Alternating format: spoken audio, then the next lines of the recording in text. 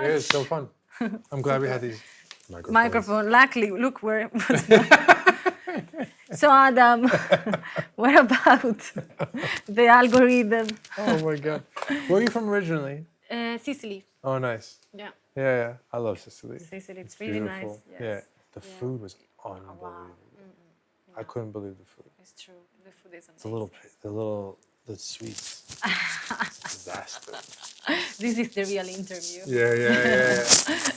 The backstage. Yeah, you gotta tell me where to eat in Palermo. Granita, you have to try. Granita, it's a sort of ice cream, but yes, shape. but with fruit. So like it's crazy tasty, amazing. The taste is Ciao Adam, I'm very happy to be here with you. Welcome to Milano. Thank you so much for having me. Excited to be here. Do you like Italy? I love Italy. We spend a week or two here every year with the family, so it's really fun for us. So have you already taken some cool pictures to post on Instagram? Yeah, maybe. I don't know if they're cool or not, but I just spent a week in Rome with my family, and they just flew back yesterday, and now I'm here for work for another week.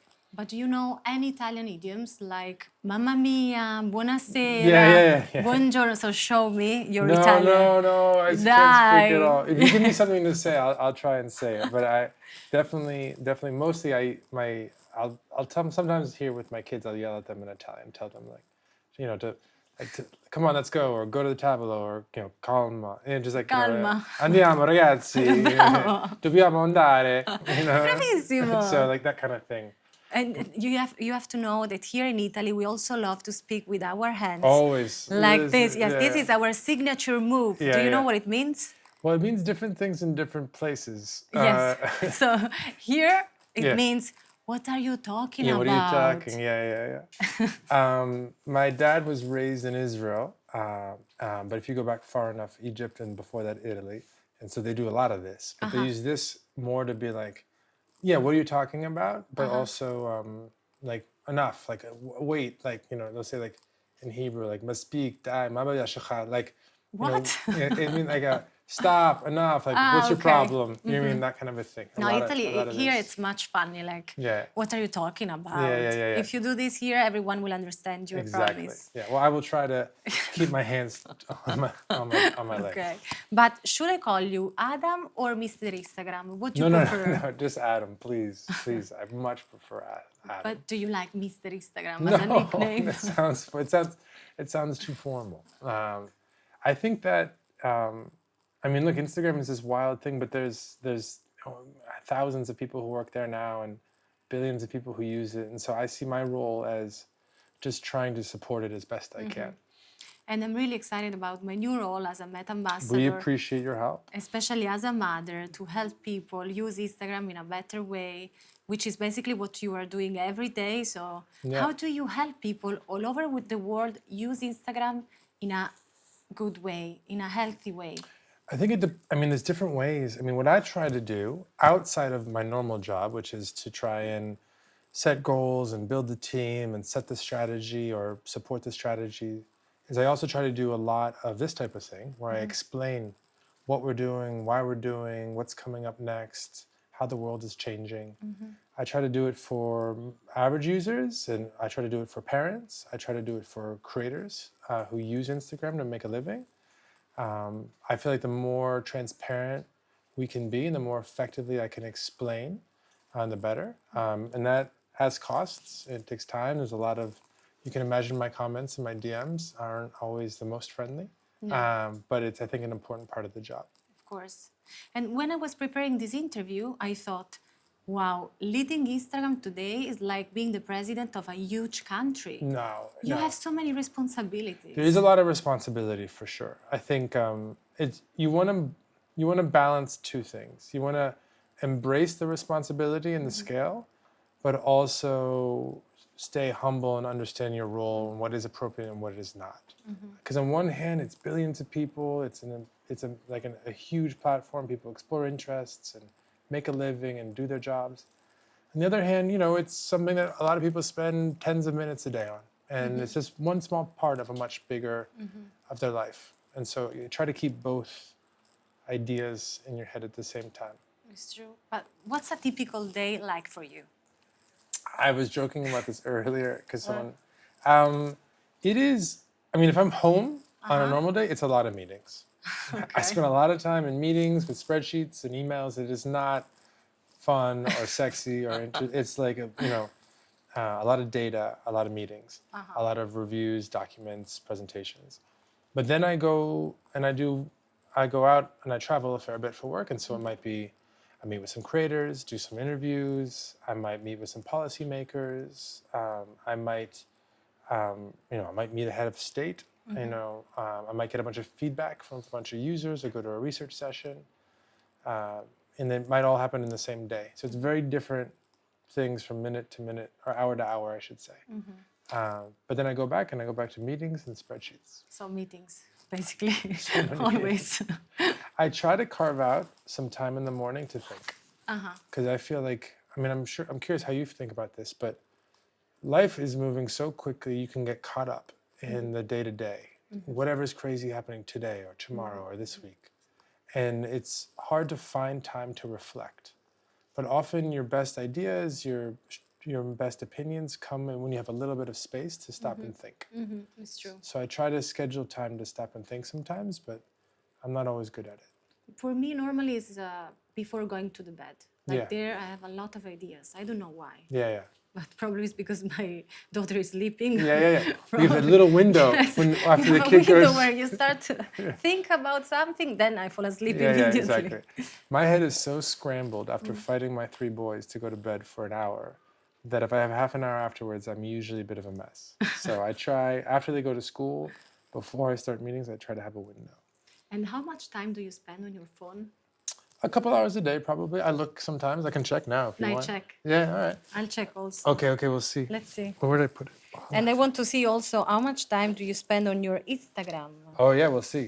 Well, Wow. I have a couple versions of Instagram, so it's not going to be fair. Okay. Because I'm always testing the new ones.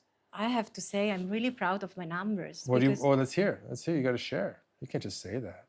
No. I have just 2 hours, 26 minutes, which is like perfect. Yeah. And 15 minutes in Instagram. This is not showing. It's not showing. You have to go on the I'm in the left. wrong one. Hold on. Like, no, you have to do like this, look. Oh, you do it there. Yeah. I like the. An hour and a half today, but I gotta switch devices. Hold on. An hour and a half Today. today. Okay, last week, 3 hours and 58 minutes. Wow. You've got. You can't see Instagram because it's all the different versions at the bottom. Okay. Facebook, WhatsApp is my primary texting. Chess, photos, calendar. You like play chess? I'm trying to learn. I don't play Really? chess. I play chess. I'm really, really good. I'm not. Really? I'm learning. Well, because I started playing because my 9-year-old Nico started playing, and I would play, and then he started beating me. And so I was like, oh. So now I'm trying to learn because I got to learn more so I can teach him. And so I've been trying to take lessons. I'm getting better, but I'm not so, my 9-year-old is much better than me. And what's your relationship like with your community? Because before you were saying to me that you receive a lot of comments. Yeah. Like also a lot of DMs. Yeah. So how do you decide which ones to reply to? Oh, yeah. That's tricky. So I try to go I have a lot of to-do lists, and they have a lot of recurring tasks. And one of them is to check my DMs every week. Not my normal DMs, I check those every day, but the requests folder. And I just go through maybe 10 or 20. And I might not respond to any, but it's helpful for me to get a bit of a sense for how people are feeling. Of course. Are people excited right now? Are they mad? If they're mad, why are they mad? What are they mad about? And if someone's being reasonable, I'll reply. If they have a question, I can give an answer. Spontaneously. Yeah. And it always freaks them out. But if they're just yelling, then I just don't reply. Because when I started working for DAZN, I received a lot of criticism because, like we were trying to do something new in the world of football, soccer. Sorry. Yeah, no, football, it's Soccer, football most of the world. American. You can call it football, yeah. And people were upset just because, like sometimes people don't like change. Yeah. So I know innovation is a big part of your job. So you must face a lot of backlash, right? Yeah, the world is changing more and more quickly. And so if we want Instagram to stay relevant, we have to change with it. Otherwise, if we were just, imagine if Instagram was just square photos. No video, no stories, no DMs, just one feed, square photos. We probably wouldn't be here talking today. So we need to evolve.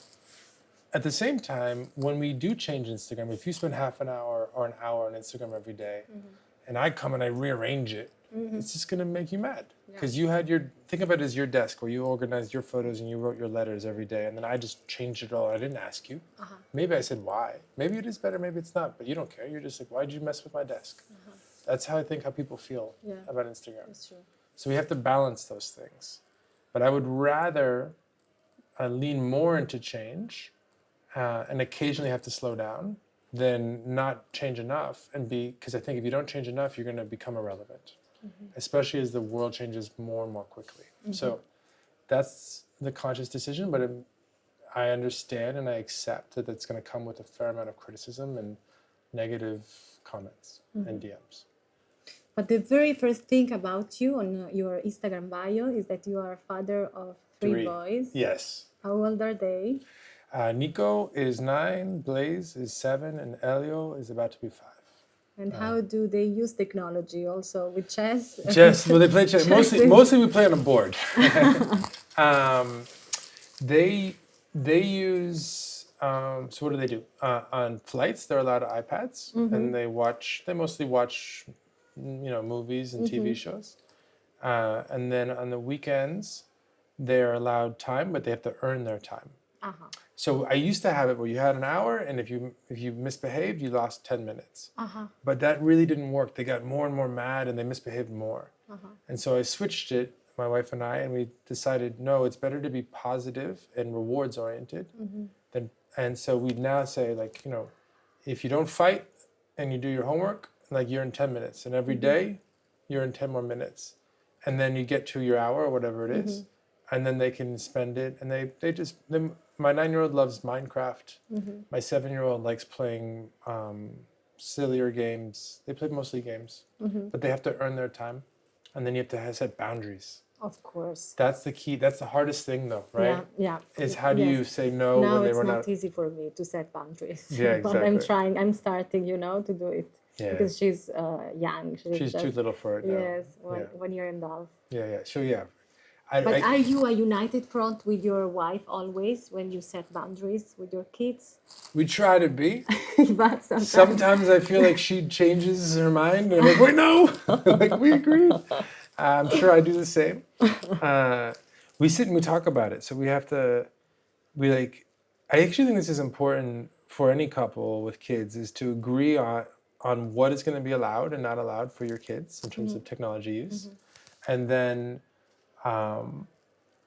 to stick to it. And if you want to change it, that's okay. But that has to be another conversation. You can't just on the fly when you're mad or when things are hard decide, whatever, just give them another hour.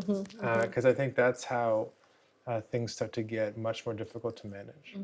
And I think as a father, being a father influences also your decision as the head of Instagram. So there is something you think about now that you would have never considered before becoming a dad?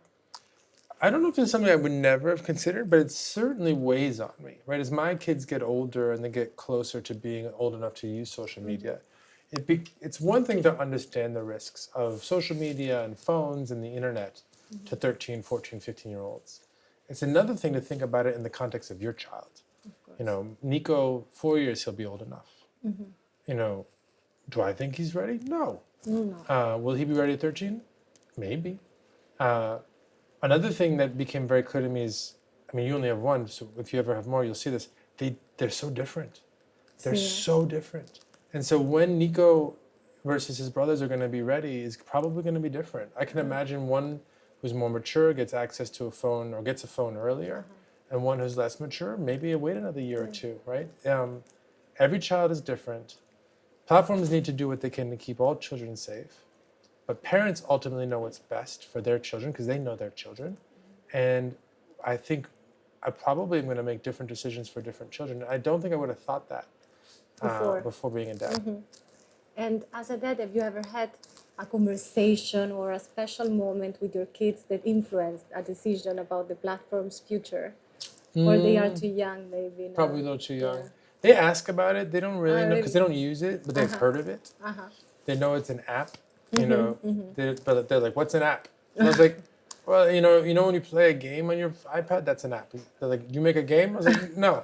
They're like, "Don't." So they kind of get it, but no major things yet. I don't think they know what it is. I think they think it's cool because they've heard it's cool, but I don't think they know what it is. So how do you hope Instagram will be by the time they are teenagers and they will understand what it is, Instagram? 4 years, it's going to change a lot, probably. My hope is that it helps them safely explore their interests and connect with their friends about their interests. Because I think young people, particularly teens, they're trying to figure out who they are. What do they love? What do they want to be? And I think Instagram, at that young an age, is probably best for that, particularly when we do well with different types of educational content, right? So my middle one loves football, soccer. So, I sometimes save videos of soccer drills, and then I'll share them with him later. My older one loves Minecraft and chess, right? My youngest one, everything. So we'll see. It might get more specific later.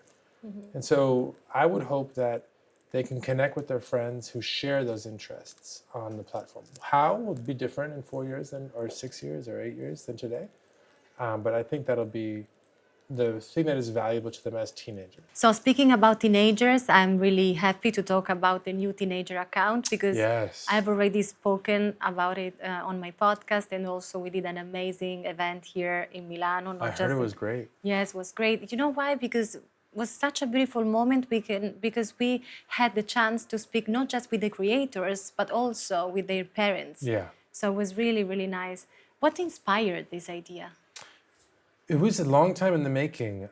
We've launched a lot of different tools to help keep teens safe on Instagram over the years. Block, restrict, private by default, reachability settings, lots of different things. But parents are busy and they can't keep track of every new feature that we build. And so the idea to start was to try and take all of those safety features and organize them into one simple to understand feature. Yeah. All right. And then when we did it, we also decided, okay, let's audit all of the features that exist and let's look for opportunities to make them more consistent, to make them stronger. Where are there things that we can do more of? And then so we did that too. And then so it started out as just a collection and then a bunch of improvements. And so like some projects do, it snowballed and got bigger and bigger.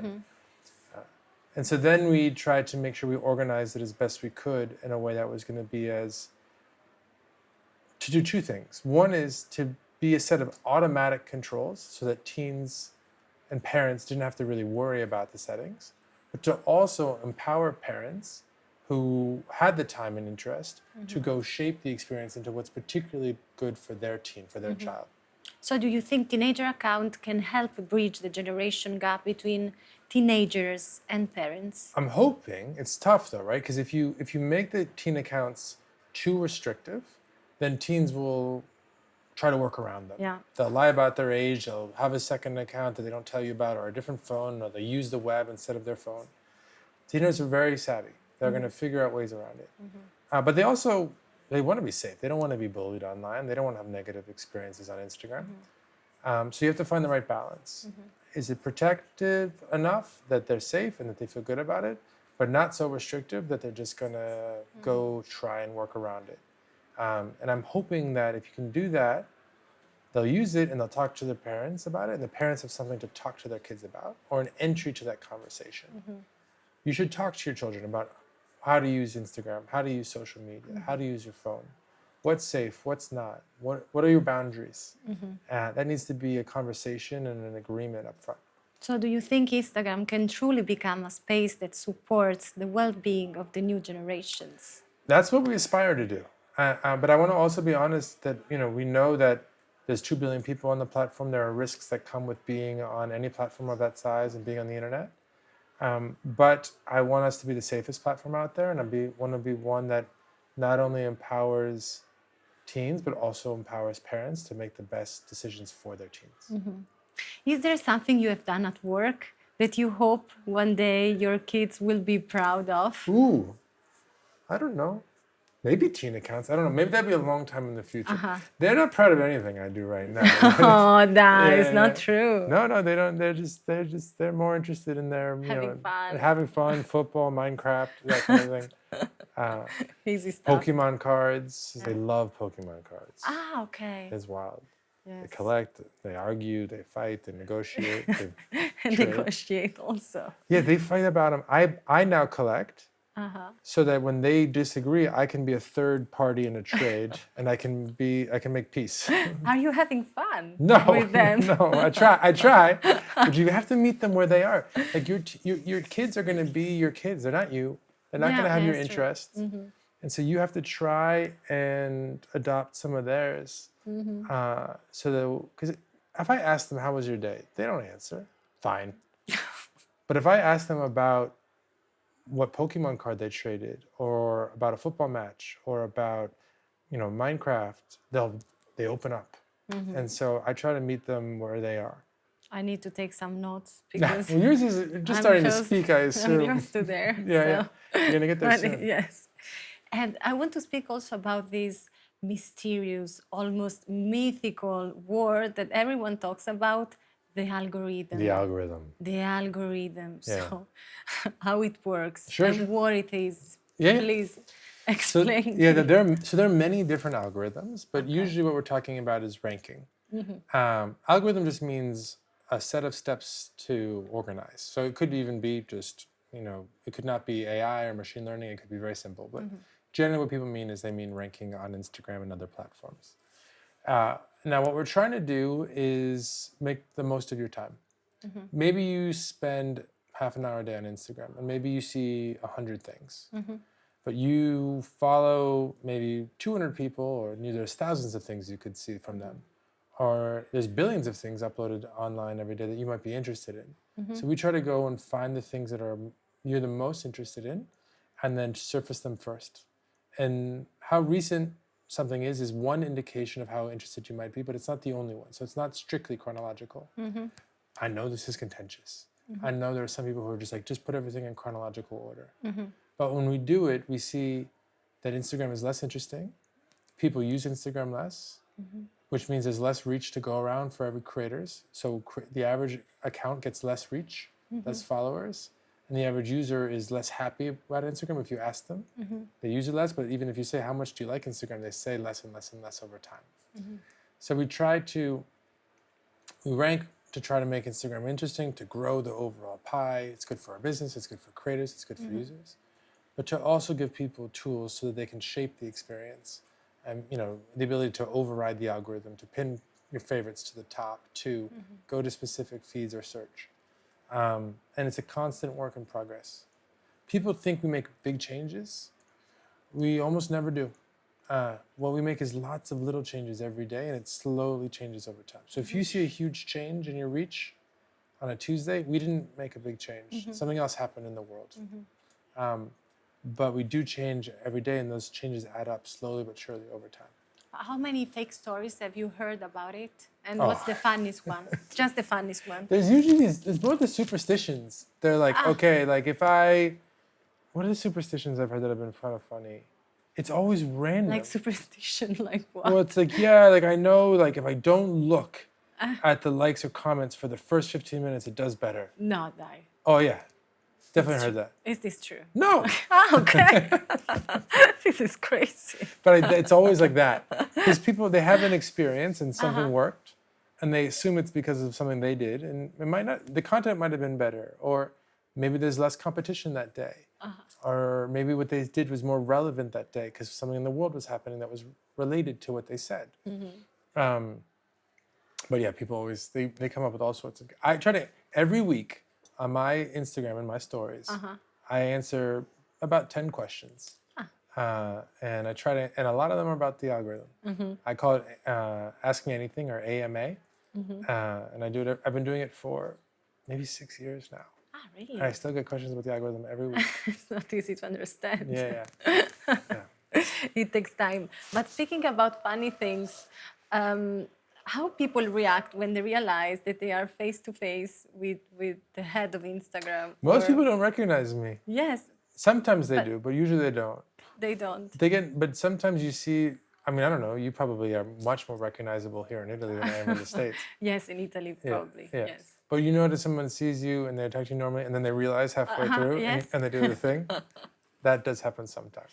And what's your relationship like with celebrities? Because I bet you receive a lot of requests also from them. If you want to share one with me, I promise I won't tell anyone, just between me, you, a few friends here, that's it. A few cameras. A few cameras. A few Instagram microphones. stories. Yeah. I mean, I get to, one of the biggest perks of my job is I get to meet a lot of amazing people in a lot of different industries and a lot of different parts of the world.